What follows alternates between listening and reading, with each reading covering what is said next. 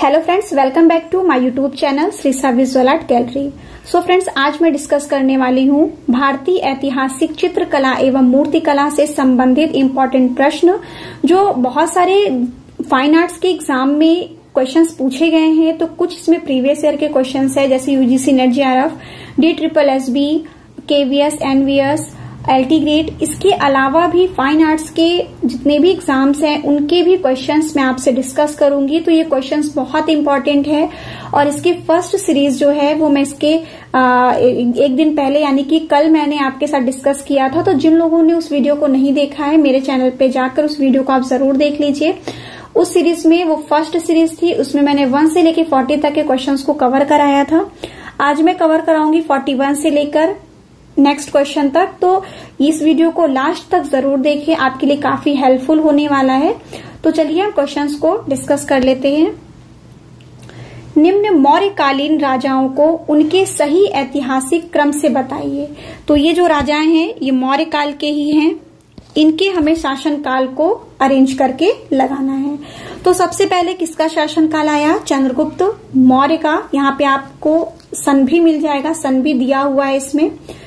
उसके बाद बिंदुसार का शासन काल आता है जो चलता है 298 से 272 ईसा पूर्व तक। उसके बाद अशोक का शासन काल 268 से 232 ईसा पूर्व तक इनका शासन काल चला।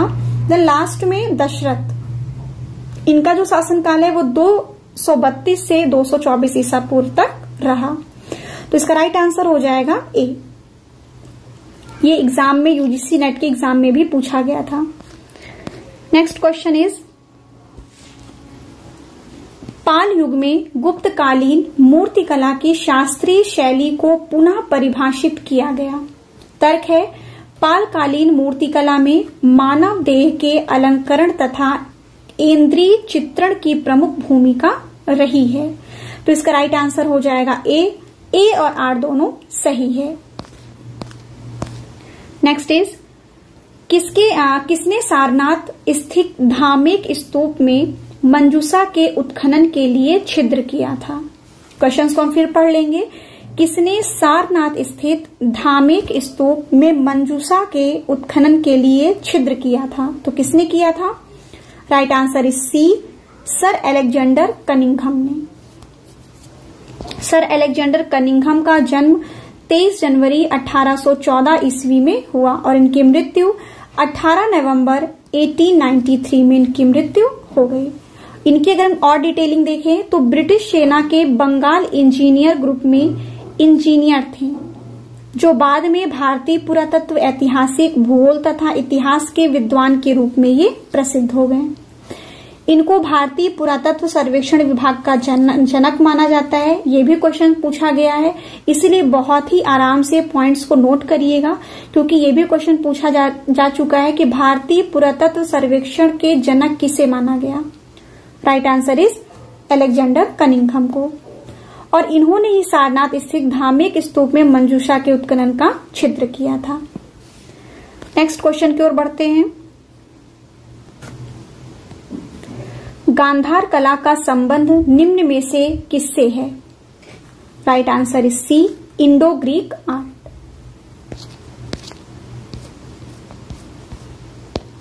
45 क्वेश्चन, हिंदू और बौद्ध दोनों ही कलाओं में तारा को प्रमुख देवी के रूप में दर्शाया गया। किसको? तारा को।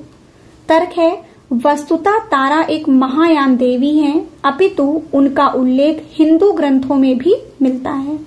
राइट आंसर इज ए और आर दोनों सही है, बोथ आर राइट। मूर्तिकला में वास्तविक त्रिआयामी स्वरूप शामिल होते हैं, ना कि प्रतिभासी स्वरूप। मूर्तिकला में त्रिआयामी होना प्रतिभासी होता है। इसका राइट आंसर क्या हो जाएगा? सी, ए सही है परंतु आर सही नहीं है। बौद्ध प्रतिमा लक्षण निम्न में से किसे दर्शाती है? Right answer is C, Buddha के पौराणिक संकल्पनाओं को।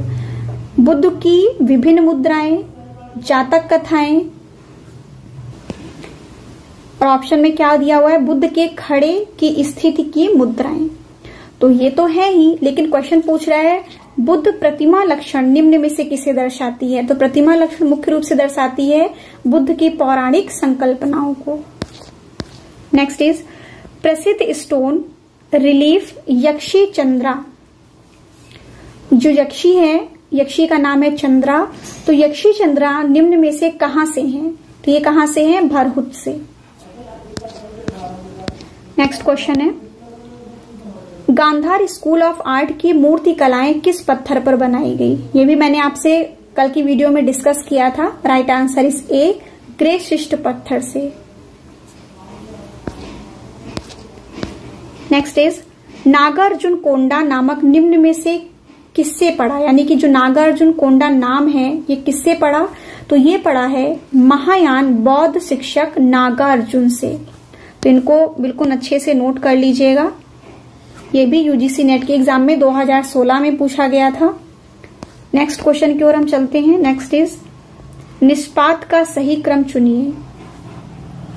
यानी कि ऑप्शन में है सारनाथ बुद्ध, यक्ष, डांसिंग गर्ल, शिव नटराज। तो सबसे पहले क्या हो जाएगा? Dancing girl. Dancing girl means Mohenjodaro, यानी कि सिंधु घाटी की सभ्यता। क्या आपका हो गया? उसके बाद है सारनाथ बुद्ध। ये हम बात कर ले तो ये मौर्य वंश। उसके बाद आपका आ जाएगा यक्ष, मौर्य में भी है और शुंग काल में भी है, शुंग।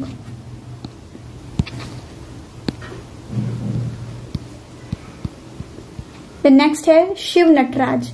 शिव नटराज प्रतिमा की अगर हम बात करें तो शिव नटराज की प्रतिमा आपका जो नेक्स्ट जो भी काल आएंगे, जैसे कि चोल काल में शिव नटराज की मूर्ति बहुत ही प्रसिद्ध है, तो देन ये लास्ट में आपका आ जाएगा। टाइम पीरियड भी आपका दिया हुआ है। डांसिंग गर्ल यानी कि 2500 बीसी, सारनाथ बुद्ध 6वीं शताब्दी, यक्ष, और देन लास्ट आ जाएगा शिव नटराज जो आपका 11वीं शताब्दी, जो मैंने आपके चोल काल की बात कही, जिसमें शिव नटराज की एक बहुत प्रसिद्ध मूर्ति कांसे की मिली है, तो वो आपका क्या हो जाएगा? 11वीं शताब्दी। नेक्स्ट इज मथुरा संग्रहालय में स्थित कटरा से प्राप्त बैठे हुए बुद्ध की मूर्ति किस काल की है? Right answer is C, Kushan काल। बुद्ध मूर्तियां निसंदेह रूप से मथुरा के संप्रदाय को सर्वप्रथम बुद्ध की पूर्ण रूपेण भारतीय प्रतिमा बनाने का श्रेय प्राप्त है। मथुरा संग्रहालय में स्थित कटरा से प्राप्त बैठे हुए बुद्ध की मूर्ति कुषाण काल की है और सर्वप्रथम बुद्ध की पूर्ण रूपेण भारतीय प्रतिमा बनाने का श्रेय भी इन्हीं कलाकारों को जाता है। नेक्स्ट है मूर्तियों को सही कालक्रम में कीजिए।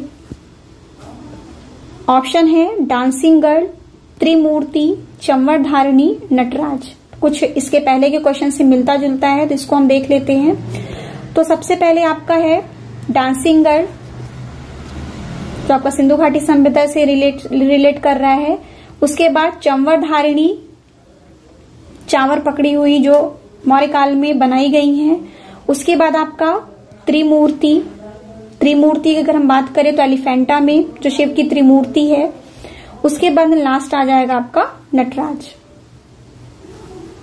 तो B is the right answer. Next question, Kailash temple. Kailash temple ये है रावण। कैलाश टेम्पल में जो रावण की एक मूर्ति मिली है, रावण अनुग्रह। नेक्स्ट है Konark sun temple. Konark sun temple, Surya, Sanchi stupa, bracket figure, chariot at Mamallapuram, ये आपका हो जाएगा पांडव रथ, जिसमें आपका पांडव रथ, पंच पांडव रथ को दर्शाया गया है पल्लव काल में। इसका राइट आंसर हो जाएगा डी। नेक्स्ट क्वेश्चन, किस भारतीय संग्रहालय में भरहुत के अधिकतर अवशेष संग्रहित हैं? तो कहां संग्रहित है? Right answer is C, Kolkata. भारतीय संग्रहालय कोलकाता में भरहुत के अधिकतर अवशेष संग्रहित हैं। इस संग्रहालय की स्थापना एशियाटिक सोसाइटी ऑफ बंगाल द्वारा 1814 ईस्वी में की गई थी। यह भारत का सर्वश्रेष्ठ संग्रहालय माना जाता है। नेक्स्ट इज गांधार शैली के समकालीन कौन सी शैली थी? तो गांधार के समकालीन कौन सी शैली थी? Right answer is A, Mathura शैली। नागर शैली नहीं थी, द्राविड़ शैली नहीं, पाल शैली नहीं, right answer is A, Mathura शैली। नेक्स्ट इज भरहुत स्तूपों का काल है। मैंने आपसे कल ही डिस्कस किया था कि अमरावती, सांची और भरहुत किस काल की हैं? शुंग काल की। गुप्त में आपके सारी मंदिरें आ जाएंगी। चालुक्य काल में आपके इसमें आपके बादामी हैं, पंडक काल हैं, ये सारी चीजें। चंदेल काल की अगर हम बात करें तो चंदेल में आपका खजुराहो की मंदिर, इसके अलावा जितने भी चतुर्भुज मंदिर, जितने भी मंदिर आपके हैं चंदेल काल के, वो सारी चीजें आएंगी। फ्रेंड्स, एक मैं वीडियो आप लोगों के लिए केवल और केवल मंदिरों की भी लेके आऊंगी, जिसमें सारे वंश के जो भी मंदिर हैं उन सारी चीजों को अलग अलग डिवाइड करके, जैसे कि चालुक्य काल में कौन कौन सी मंदिरें, कौन कौन सी गुफाएं आती हैं, राष्ट्रकूट काल के कौन कौन सी मंदिरें हैं, चंदेल काल की कौन सी हैं, पल्लव काल की कौन सी हैं। तो ये सारी चीजों को बिल्कुल सीक्वेंस में अरेंज करके ही मैं सारे क्वेश्चंस को लेकर आऊंगी। उसमें क्वेश्चंस भी होंगे, प्लस आपके जितनी भी मंदिरें हैं वो मंदिर होंगी, तो वो क्वेश्चन आपके लिए बहुत ही हेल्पफुल होगा। तो मैं उसको जल्दी ही लाने की कोशिश करूंगी। भारत में कुषाण कालीन मूर्तियां बड़ी संख्या में किस संग्रहालय में उपलब्ध हैं? Right answer is A, Mathura संग्रहालय। निम्नलिखित राजाओं में से किसी एक के शासनकाल में गांधार शैली का विकास हुआ? दिए गए विकल्पों में से उनकी पहचान करें। तो क्वेश्चन क्या पूछ रहा है? किसी एक के शासनकाल में गांधार शैली का विकास हुआ? किसके शासनकाल में हुआ? B, right answer Kushan. हमें प्राचीन पदक पर उभारदार नक्काशी युक्त मूर्तिकला माया का स्वप्न कहाँ मिलती है? तो किसमें मिलती है आपको? भरहुत वेदिका में। राइट आंसर इज ए। हमें भरहुत वेदिका के एक दृश्य में बुद्ध के जन्म का प्रतीकात्मक अंकन प्राप्त होता है, जिसमें माया देवी स्वप्न देख रही कि एक सफेद हाथी स्वर्ग से उतरकर उनके गर्भ में प्रवेश कर रहा है। और भरहुत मध्य प्रदेश के सतना जिले में स्थित है। सन 1873 ईस्वी में जनरल कनिंघम ने यहाँ के एक बड़े बौद्ध की खोज की। स्तूप के टीले से कनिंघम को मौर्यकालीन ईंट भी प्राप्त हुए। इससे यह पता चलता है कि यह स्तूप मौर्य काल से ही विद्यमान था और शुंग काल में इसका विकास, विस्तार एवं साज सज्जा का कार्य हुआ। और भरहुत की कला में बुद्ध चरित, जातक एवं अवदान कथाएं, देव समुदाय, अलंकारिक कला, पशु जगत, कुलीन तथा सामान्य व्यक्ति एवं स्त्रियों आदि के शिल्प भी प्राप्त होते हैं। नेक्स्ट क्वेश्चन इज, भारत की विशालतम भित्ति चित्रकला वीरभद्र कहाँ स्थित है? Right answer is B, Lepakshi. Lepakshi Andhra Pradesh राज्य के अनंतपुर में स्थित एक छोटा सा गांव है। वह अपने कलात्मक मंदिर के लिए मुख्य रूप से जानी जाती है। इसका निर्माण 16वीं शताब्दी में किया गया और यह विजयनगर शैली का सुंदर उदाहरण है, लेपाक्षी मंदिर। क्वेश्चन पूछ सकता है आपका कि जो लेपाक्षी मंदिर है वो कौन सी शैली का है? तो ये क्या है आपका? विजयनगर। और यहाँ पर भगवान शिव, विष्णु और भगवान वीरभद्र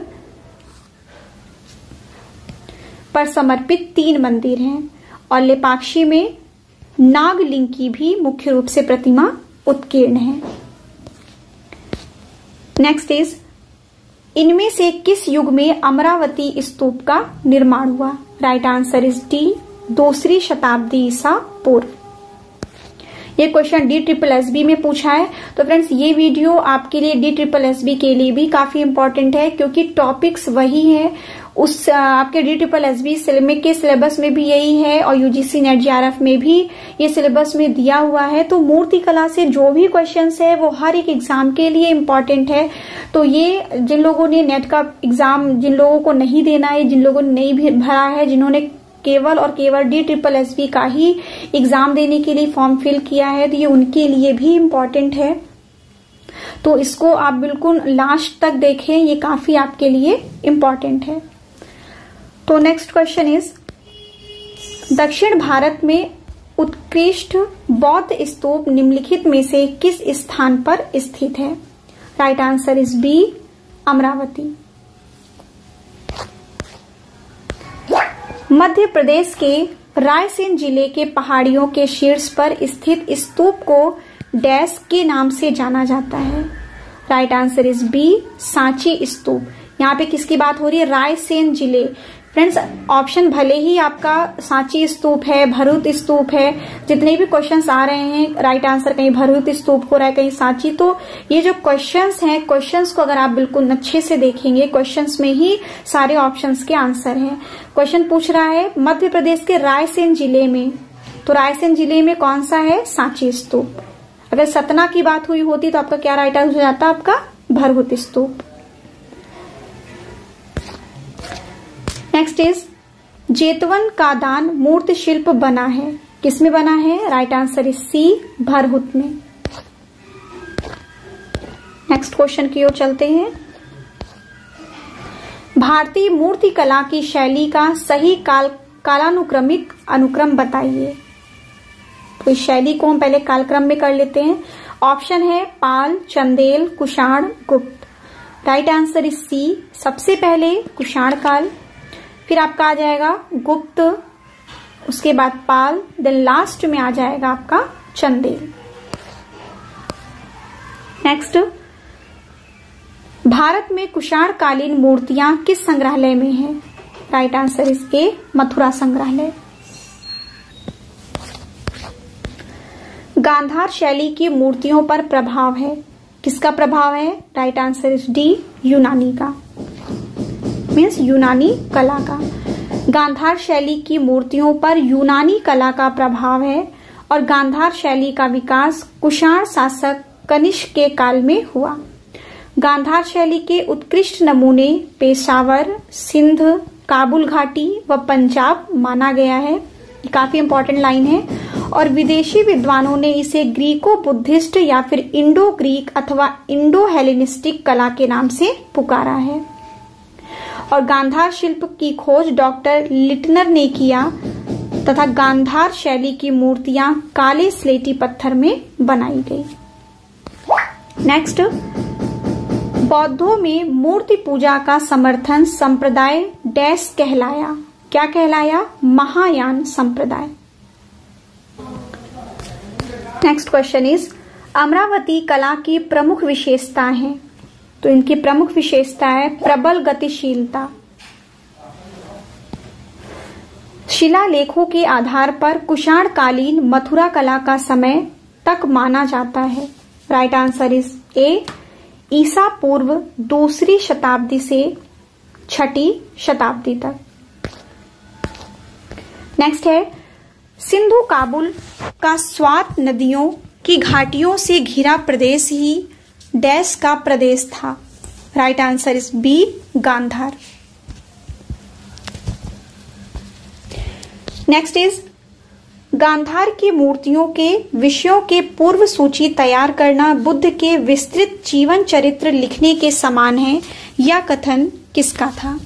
तो यह कथन था, राइट आंसर इज ए, फुशे का। नेक्स्ट क्वेश्चन इज, गांधार की कुषाण युगीन मूर्ति कला की ओर सर्वप्रथम ने ध्यान आकर्षित किया, यानी कि आकृष्ट किया। सबसे पहले गांधार की कुषाण युगीन मूर्ति कला को किसने देखा? Right answer is B, doctor Leitner ने। नेक्स्ट क्वेश्चन है, गोदावरी तथा कृष्णा नदियों के बीच मूर्ति शिल्प का कौन सा केंद्र स्थित है? तो ये स्थित है Amaravati. Right answer is A, Amaravati. Next is, stupa chaitya, vihara किस युग की देन है? तो ये तीनों किस युग की देन है? Right answer is B, Shunga काल की। नेक्स्ट है, शुंगकालीन शिल्प किस धर्म से प्रभावित है?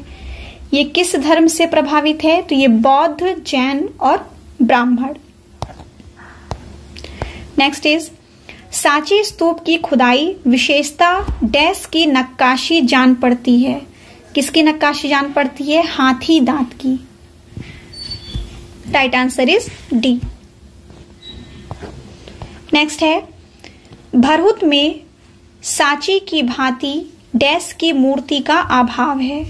किसकी मूर्ति का? राइट आंसर इज डी, तीर्थंकर की मूर्ति का।